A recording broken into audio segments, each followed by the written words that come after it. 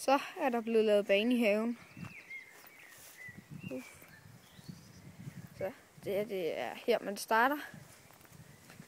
Så kommer vi ned til det store sving, hvor der er det der.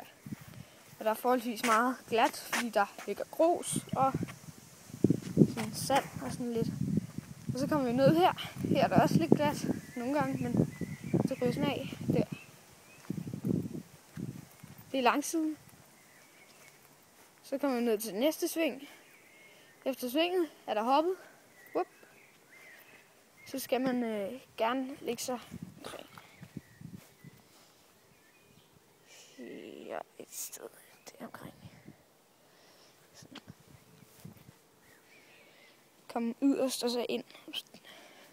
Og så hopper man her. Han er der. Så ned her, hvor der er grus. Det er glat. Og videre. Så det var min lille bane.